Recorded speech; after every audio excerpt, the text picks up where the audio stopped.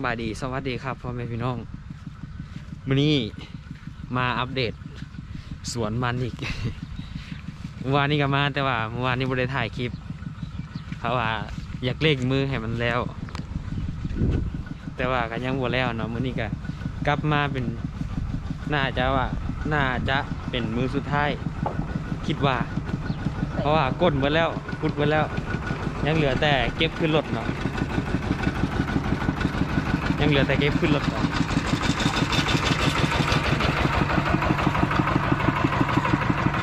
2 ไร่ครึ่ง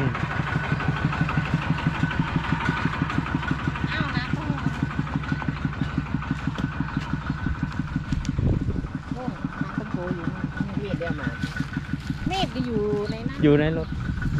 นี่ไว้นี่จะกินก่อนหนูเอาไปนู่นเดี๋ยวไอ้นั่น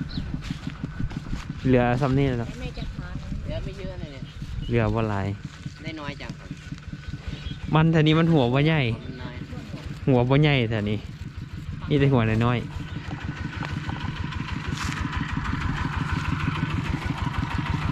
มื้อนี้หวังว่าคือสิแล้วนะคือสิแล้วตอนเช้านี่นะมันหัวบ่ใหญ่มีแต่หัวน้อยๆ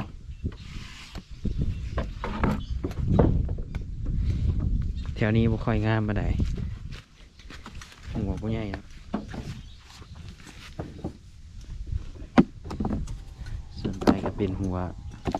ประมาณนี้นี่หัวบ่ใหญ่มากิกมากอกหัวบ่ใหญ่บ่อนงามเก็บไปหมดแล้วบ่อนมันหัวใหญ่แน่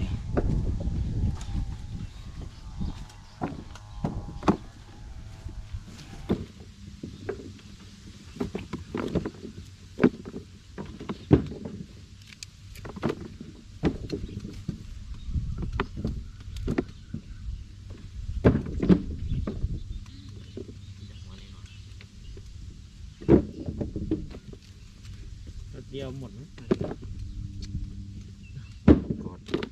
ใช่หมดอยู่แต่ว่าอยากขึ้นว่า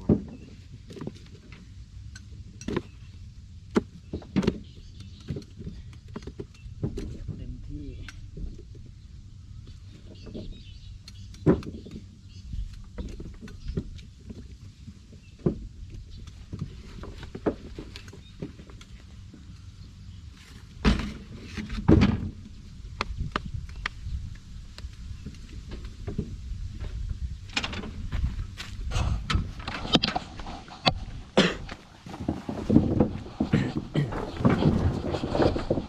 ขับรถไถ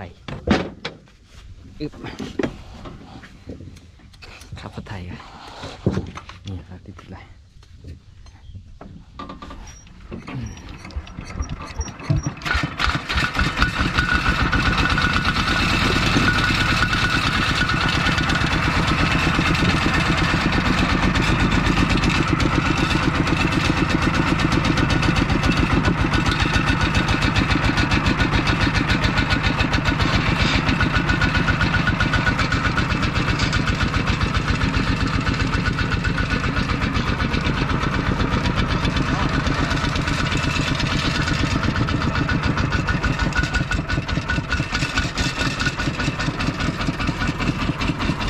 ดับเลย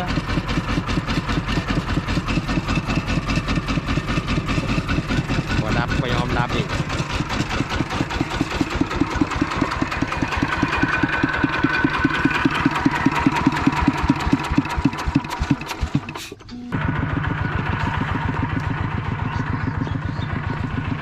ยังเหลือ1 2 3 4 5 6 7 8 9 10ประมาณ10 ปลายกอง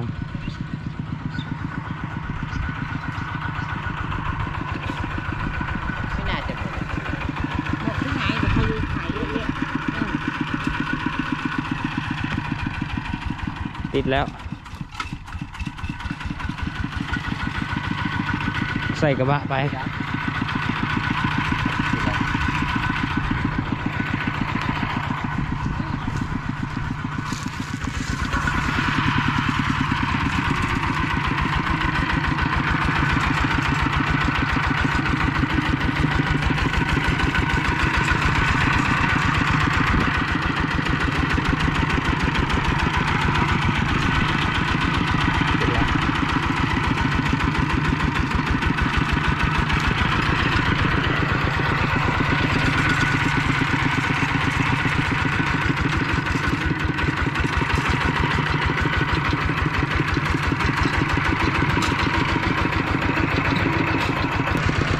บอลนี้หัวมันกะสีใหญ่แน่น้อยหนึ่งใหญ่แน่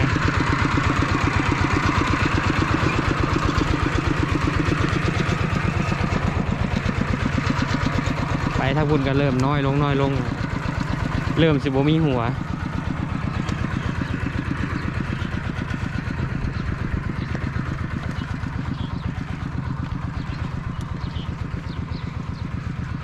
เบิดนี่ก็สิได้ประมาณ7-8 รถแหละประมาณนั้นแหละเห็นบ่มาทางนี้หัวเริ่มน้อยนึงแถวนี้น้ำมันท่วมเนาะหัวมันเลยบ่ใหญ่นี่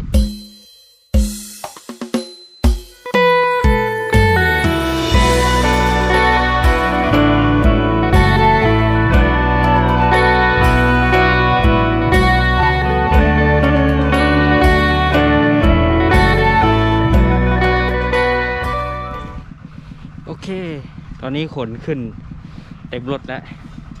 เหลือมาน้อยหนึ่งเหลือรถคิดว่ารถเดียวสิเบิดบอกว่ายังเหลืออีกรถหนึ่งเนาะยังเหลืออีกประมาณ3 กล่องเอาเบิ่งรถไถอัดแน่นเลยมารอรุ่นเบิ่งว่าสิขึ้นได้บ่มื้อนี้รู้สึกว่าอัดแน่นหลายกว่าเก่าเดี๋ยวมาลุ้นนำกันเดี๋ยวขึ้นได้บ่ เยี่ยมกิ๊บ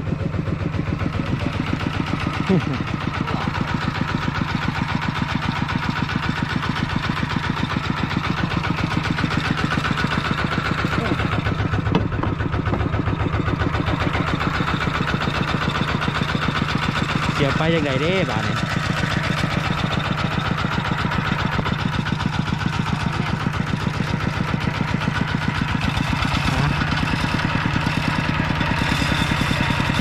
พี่รอดบ่ ตลาดจะไม่ขึ้น พอรอด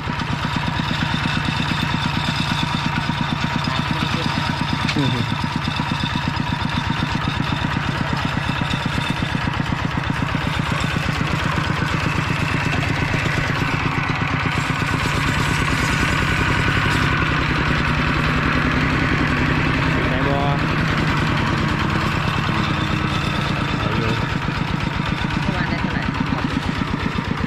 ประมาณ1,900 แน่นเลยดิ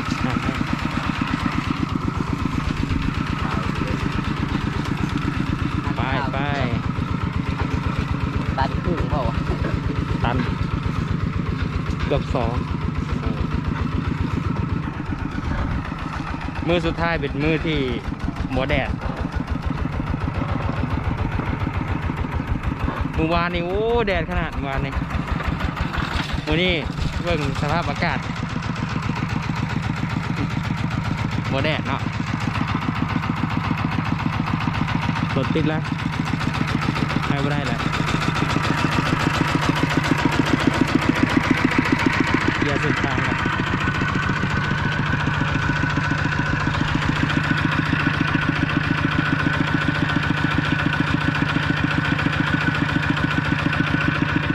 ยังเหลือเท่านี้แหละเนาะหรือว่าสิเอาให้เบิดเลย มันกระเทินเนาะยังเท่านี้แหละ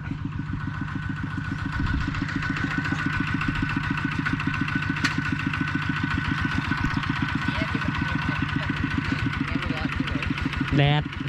เมื่อวานแดด โอ้ยหมดเหลือเลยคิดว่าจะไม่หมดกันแล้ว เกือบ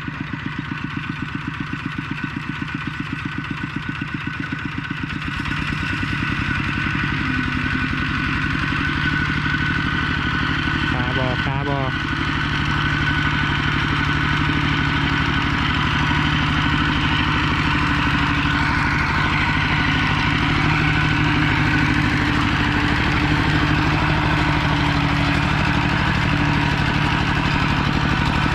ตอนโค้งนี่แหละ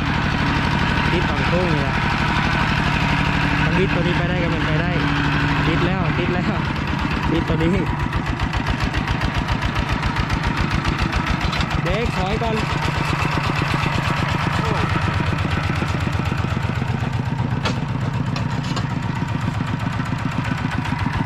ปิดหน่อย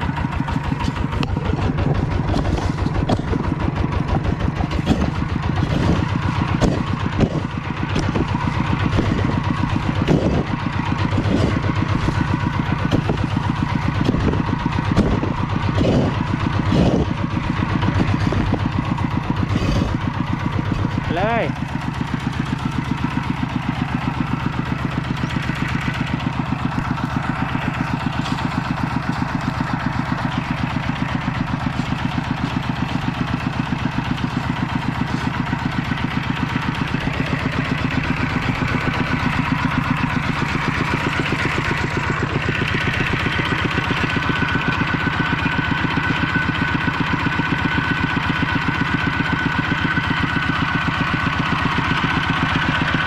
รถไม่เจ้าแต่แห้ง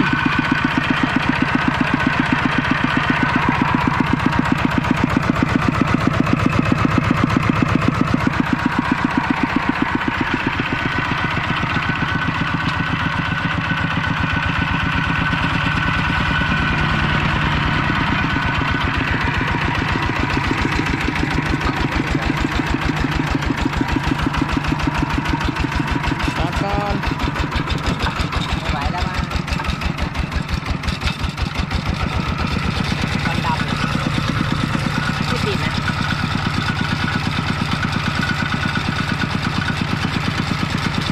ขึ้นไปเลยติดก่อน